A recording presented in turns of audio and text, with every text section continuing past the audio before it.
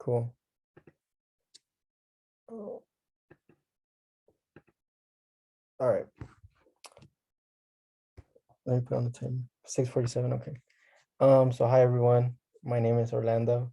I am a current third year at San Jose State University. I will be presenting a presentation on conflict and resolution. So pretty much like I will be describing like what is conflict and how to resolve it. Cool. What is conflict? So I'm gonna start off by asking a question to the crowd. How often do we participate in conflict? Anyone can answer it. I'm pretty sure we can participate in conflict like through our lives, like in a relationship, family, and like work. There's like a lot of Yeah, conflicts that goes on. So Hey, I deal with it at work a lot. yeah. I feel like work is where you deal with it the most. Just with like, I also think we deal with it not just with other people, but with ourselves as well. yeah, that is true. Personal conflicts. Mhm. Also, I want to mention there's also conflict within like social media. So that's something that's also not really talked about as much. Like we always talk about personal conflict, but there's a lot of conflict that goes on within the media. And then my second question is, what comes to mind when you hear the word conflict?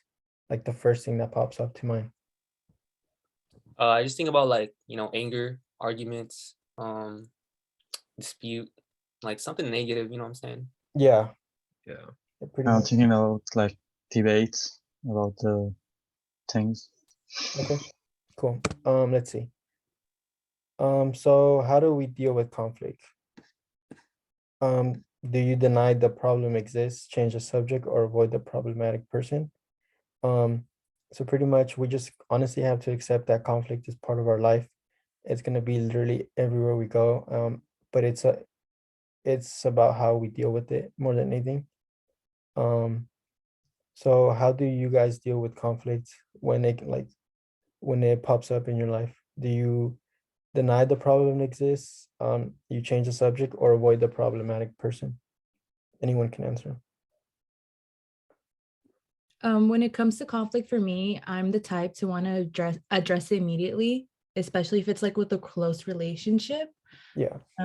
If yeah, I'm honestly just the type that's like handle it then and there, or Yeah, not for sure. collect my thoughts for sure if I'm angry about it, Mhm. and then wait till later. Yeah, But I also agree because sometimes you have to face conflict, or else it's just gonna be like a never-ending cycle, especially if it's like in a relationship with a friend, family member. You just don't want to always like hold a grudge. yeah, I agree. So not all conflict is bad.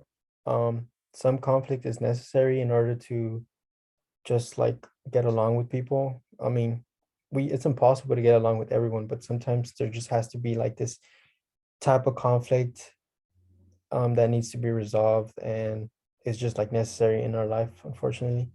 Um, so also there's also cyber conflict, like I was talking about before. It is more common before the century we live in. Um, Unlike people that lived in like the 80s, 70s, like they didn't have to deal with like cyber conflict.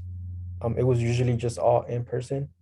Um, but so it's harder for us because we deal with a lot of cyber conflict and in-person conflict for like the people of our generation.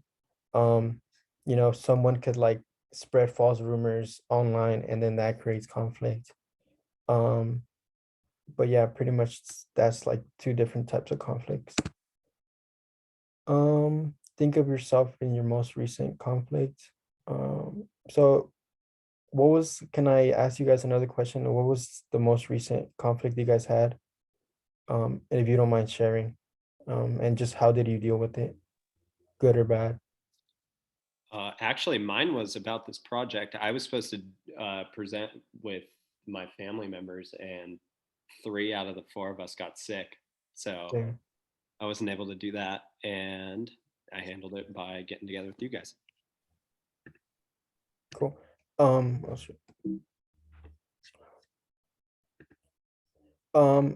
yeah, that's a pretty much good example. I was supposed to actually present to my high school class, um, but then I didn't realize this is their spring break, so I couldn't present to them. And then obviously we took initiative into like asking each other for help on the Discord. So that's also like a good example of how we even dealt with conflict through like cyber like stuff. Yeah, Um, communication is important when it comes to conflict. yeah. So now I'm gonna explain the 6-step confrontation process. So pretty much the first step is preparation. You really have to like identify what the issues are, the needs and the problems. And then you have to arrange a time and place to meet and talk. Um, it could either be just then and there, or you have to like kind of like think about it before like you say anything, because if you say something bad, then it's only going to create more conflict and it's just never going to end. So prior to conflict, you just have to really think about what you're going to say. Um, and then also just consider everyone's point of view. Um, Pretty much just don't be selfish and consider like what the other person is thinking. Usually that's also like what I kind of like deal with the most. Sometimes I'm just selfish and I'm like, oh, like when I was little, when you're little, you just think about yourself. And when you're passing by McDonald's as a kid and you want McDonald's, and then your mom's like, oh no, we have food at the house.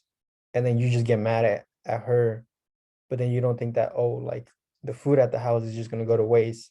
So that's like a perfect example of just like thinking about other people, not just yourself. Um, and then pretty much when it comes to resolving the problem, just make sure it's like a mutual agreement, not just one person like getting the better side of the other person, if that makes sense. Um, and then once that's like resolved, because sometimes you think it's just resolved, but it's really not. Just follow up with the other person, and make sure everything is fine, because sometimes people are like, yeah, like I'm good, but like 50% of the time they're like not good. Because like when you say, oh, how are you doing? Everyone like always says, oh, I'm good. Um, but like that's never true, to be honest. Like there's at least 10 things that could come up in your mind that are not good. But anyways, that's my 6th step. Um, so who are like the type of people you guys like are usually in conflict with? Um, like to a day-to-day basis, like who is that person that you're always like fighting? Well, not fighting, but like you're usually in conflict with. Anyone can answer. For me personally, so where I work right now, we're all pretty like we're all around the same age. We're in like our early to mid 20s, and my one of my really close friends actually got me the job. So I work with him. We're in the same department, but where I feel like it's we kind of clash with each other is because since we're so close to each other and we have like a pretty long friendship, it's hard. I feel like it's harder for him to kind of draw the line between like being professional at work and then like being all buddy buddy, because he might say something to me that is inappropriate for work, and I don't really know how to react because I'm at work and I want to be Yeah, professional but I also want to be nice to him. So like yeah, it's for kind sure. of hard for me because I don't want to start conflict, because he's like a really Mhm. good friend of mine, but I don't really know how to tell him. Yeah, So sometimes like in the 6 steps that I showed, pretty much just like follow those steps. And yeah. um yeah, I'm not gonna say it's easy because it's never easy. Um, but like, just like be assertive, and just like honestly, sometimes you kind of have to be selfish because you have to think about like the way you feel. Mhm. And obviously the other person isn't thinking about the way you feel, he's only thinking about the way he feels. And I can Definitely. relate to that because like some people just don't like think before they talk. And it's kind of Mhm. like annoying because they say like the most like dumbest things ever, and Yeah, then I know they don't know exactly what you they're mean. offending someone else. Yeah. Um, but yeah, I feel like it's usually with work. Thankfully, I don't like have like a job where I work with other people. Like it's really just me. But I like prior to my older jobs, like usually it was always with work. It's always with work. Because I feel like there you could just like say whatever you want to people. For some reason, people just feel like they have that like authoritative, especially like managers and everyone. they feel like they could just like belittle like everyone that's underneath them. And then that creates that conflict. And usually people that are underneath the manager, they don't really say anything to the manager because, well, he's the manager. But I've had situations where I've like not gotten fired, but I'm that person that like speaks up. And I feel like I'm a good person with conflict because sometimes you just really have to be assertive and like be selfish and think about how you feel. Um, but yeah, that's pretty much what I explained here.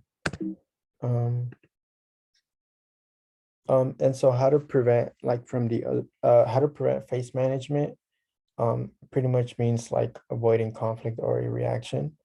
We learned about this a few chapters ago. So pretty much we just have to be cautious of what we say, um, and just pretty much make sure we don't cause like a negative reaction, and just pretty much be polite, um, and kind of avoid saying words or opinions that trigger the other person.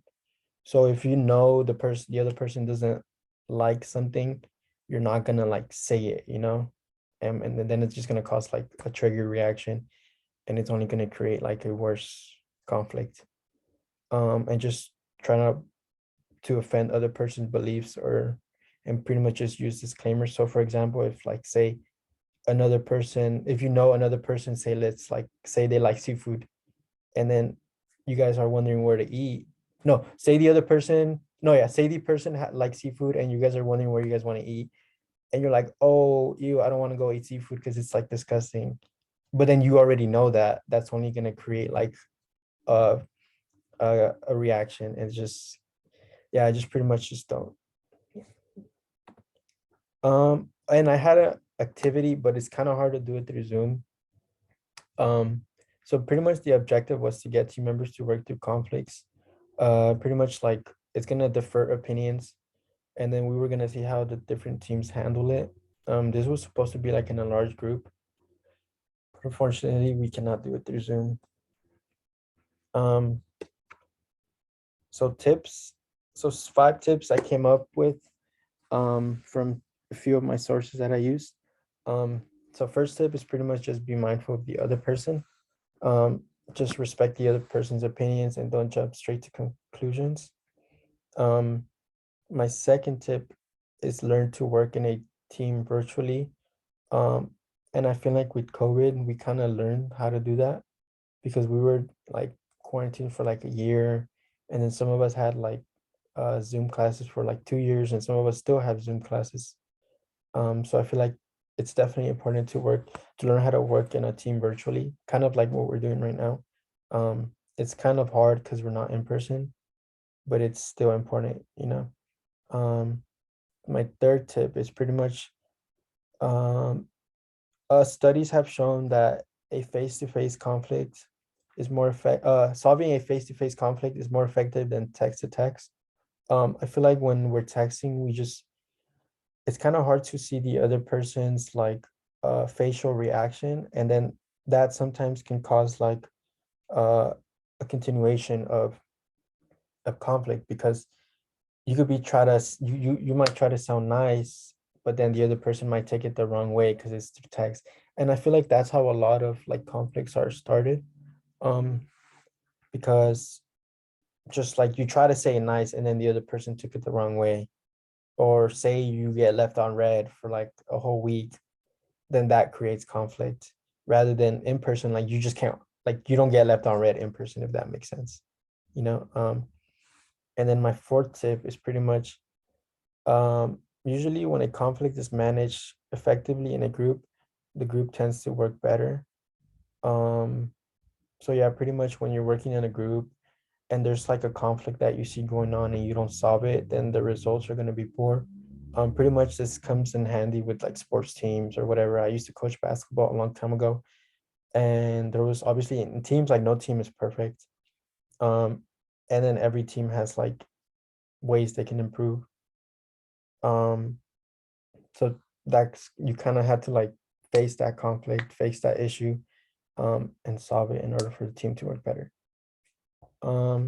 And for my last tip, um being in a long distance from friends and family to avoid conflict, it is important to use social media as a tool to keep relationships alive. So it kind of goes in contrary of what I already said. But when you're in a long distance relationship with friends, family, or like your boyfriend, girlfriend, whatever, it is important you to use social media as a tool, because sometimes when you're far away, I feel like we all have family members who live far away from us, and they like never call or text or just see how we're doing. That usually creates a lot of conflict and a lot of like talking behind people's back.